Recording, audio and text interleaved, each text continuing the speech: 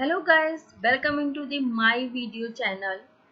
So today video topic is biomaterial and stem cells promising tool in tissue engineering and biomedical application. So the need for effective regenerative treatment is on the rise due to the rapidly aging population, environmental factors, and growing lifestyle disorders such as stress, obesity, diabetes, and growth in a trauma cases. The biomedical and biotechnology domain hold the key to development of effective regenerative treatments. There are many exciting subdomains within the broad field of the biomedical sciences and engineering, which is very closely related to the field of regenerative medicines, biomaterial, biomedical engineering, and stem cell therapy. So now we are going to discuss about the tissue engineering. The tissue engineering is a highly multidisciplinary field that associates several areas including clinical medicine, mechanical engineering, materials science, genetics, and related disciplines to both engineering and the life sciences.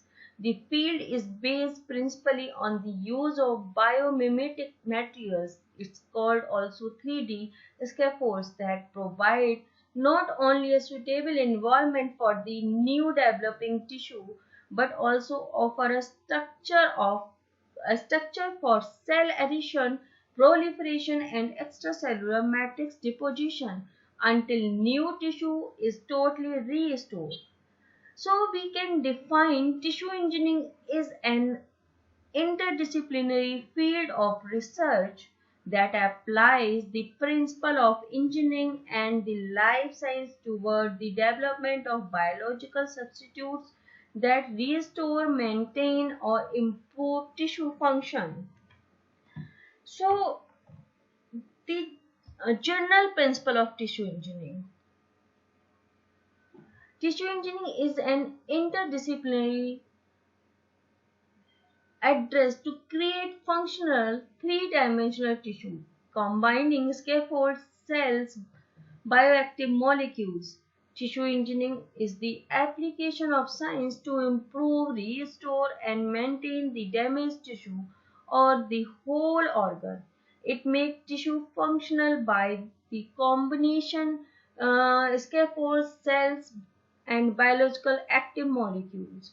Although it was considered to be a subfield of biomaterials, it has emerged widely on its own.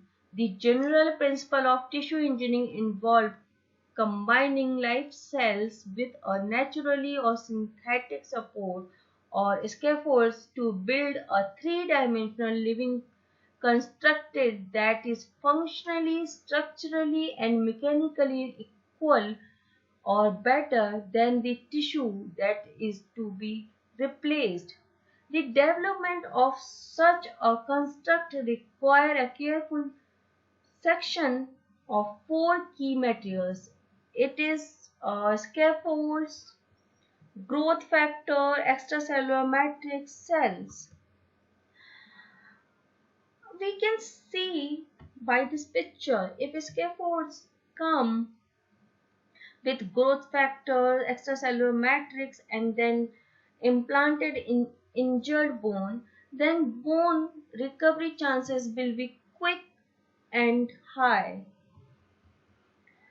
Strategy of tissue engineering. This one is a isolated cells and cell substitutes. Allow for an infusion of specific cells into the patient without the complications of surgery. Second strategy is tissue growth factor. Massive quantities in targeted delivery. Use of gene delivery system to upregulate the local production. Third one is cell matrix interaction with scaffolds to grow and eventually replace a biodegradable scaffold. Now, trend of tissue engineering in market. The global tissue engineering market size was valued at around USD 5 billion in 2016 and is expected to reach in almost 11.5 billion by 2020, according to a new report by Grand View Research. Growing potential of tissue engineering proceeds in the treatment of tissue damage in supporting the market growth. So, the market demand and scope of tissue engineering are pretty clear. We can see here US tissue engineering market size by applications. You can see the graph of tissue engineering in USA.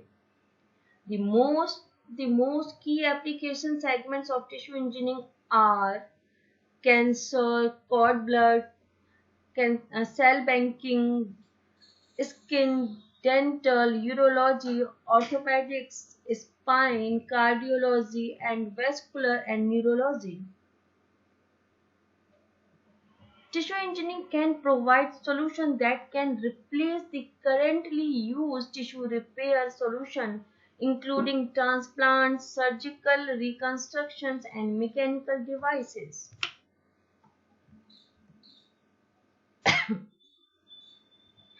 So now, what is the biomaterial?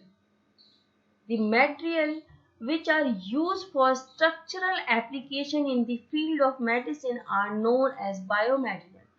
These materials are used to make devices to replace damaged or diseased body part in human and animal bodies. A variety of devices and material are used in the treatment of disease or injury. Commonplace examples include structure, needless, plateless, and teeth fillings.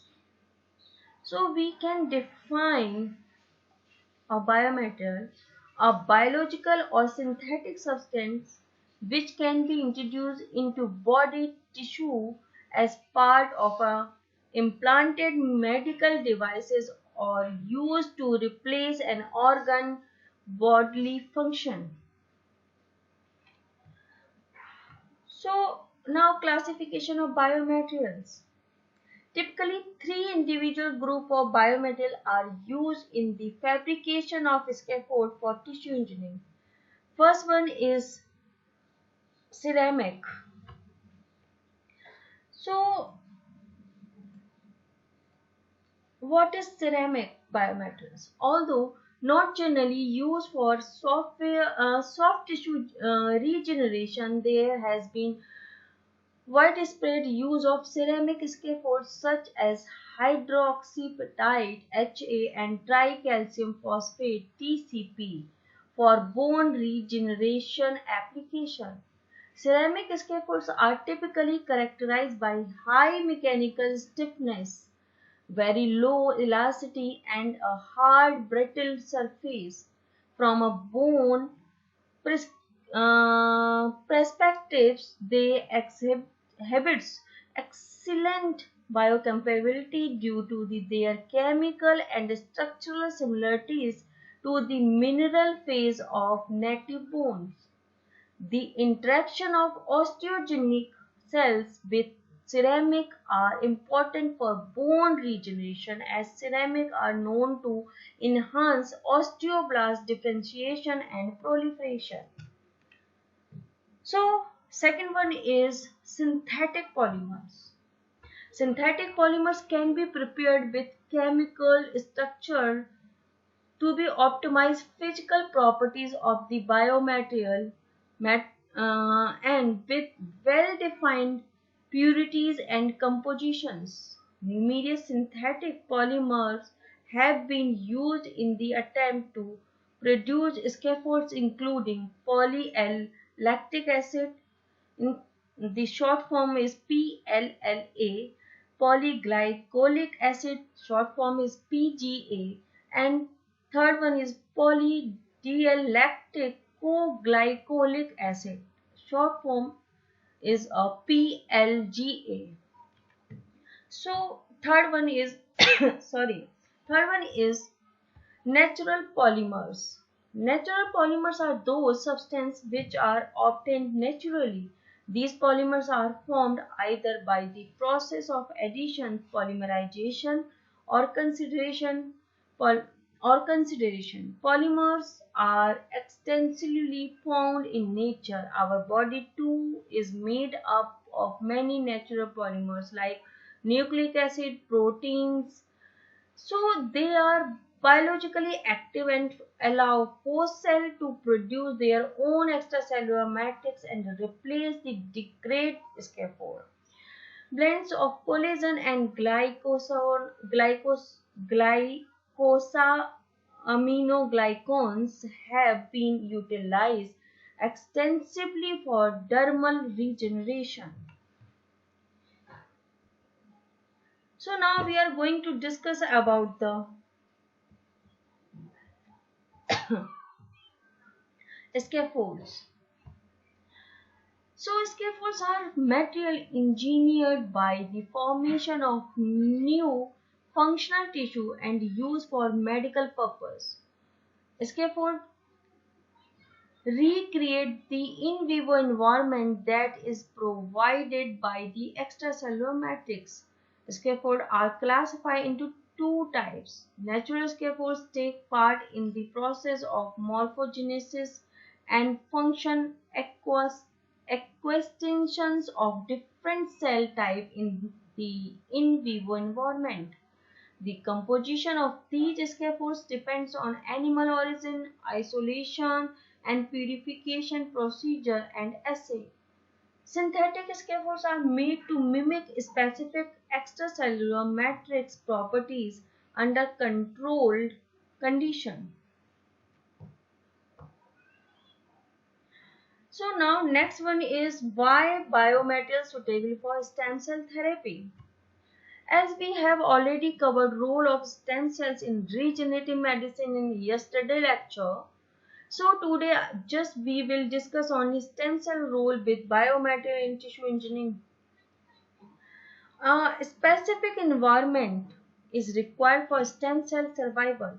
Therefore, to mimic the in vivo microenvironment, biomaterial open up a new avenue for regulating stem cell fate via cell matrix interaction. Biomaterial scaffolds can provide cell adhesion sites and maintain the merits of stem cells. In contrast to traditional 2D culture, the novel 3D biomaterial scaffold construct a more satisfactory microenvironment for stem cell by including both chemical and physical signal across the extracellular matrix.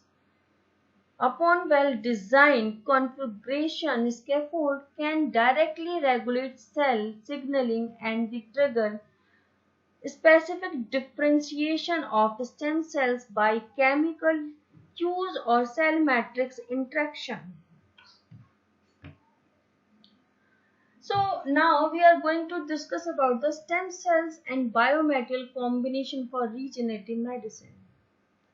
Stem cells and biomaterial for regenerative medicine addresses the urgent need for a compact source of information on both the cellular and biomaterial aspects of regenerative medicine.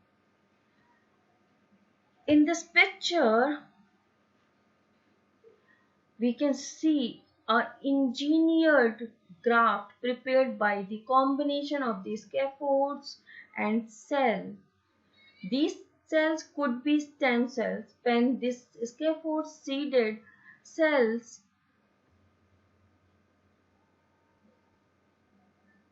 come with the combination of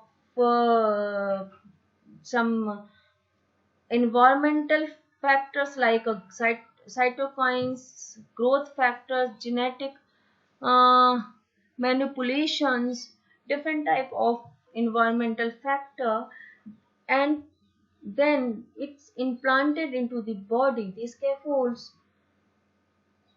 provide a good environment for quick recovery with the wounds. So you can see in this picture also how a stem cell play an important role with the biomaterial for reconstructed surgery. Now, scaffolds need to fulfill a specific requirement for tissue engineering. First one is biocompatibility. The very first thing of any scaffold for tissue engineering is that it must be biocompatible. Cell must be adherent, functional normally, migrate onto the surface and eventually through these scaffolds and being to proliferate before laying down new matrix. After implantation, the scaffolds or tissue engineered constructed must elicit a negable immune reaction in order to prevent it causing such a severe inflammatory response that it might reduce healing or causes rejection. So now second one we are going to discuss about the biodegradability. The objectives of tissue engineering is to allow the body's own cell over time to eventually replace the implanted scaffold or tissue engineering construct. Scaffolds and construct are not intended as permanent implants. The scaffolds must therefore be biodegradable so as to allow cell to produce their own extracellular matrix. Third one is non-toxic. The byproduct of this degradation should also be non-toxic and able to exit the body without interference with other organs. In order to allow degradation to occur in tandem with tissue formation and inflammation response combined with controlled infusion of cells such as macrophages is required. Last one is mechanical properties. It must be strong enough to allow surgical handling during implantation. Producing a scaffold with adequate mechanical properties is one of the great challenges in attempting to engineer bone or cartilage. So now last one is conclusion. Regarding the application of biomaterials to tissue engineering, the current aim of science is to find the natural or synthetic substance or the combination with the most satisfactory performance in vivo able to promote cell proliferation and differentiation in a tissue region in order to restore the normal architecture of extracellular matrix. In conclusion, tissue engineering strategy, especially in orthopedic clinical field, represent an effective and alternative for the further future, but their success strictly depends on an ever deeper knowledge about the characteristic of the biomaterials and the potential of their combination. Hope all of you enjoy this video. Thank you for your attention. If you really enjoy this video, then please like and subscribe my channel. Thank you again.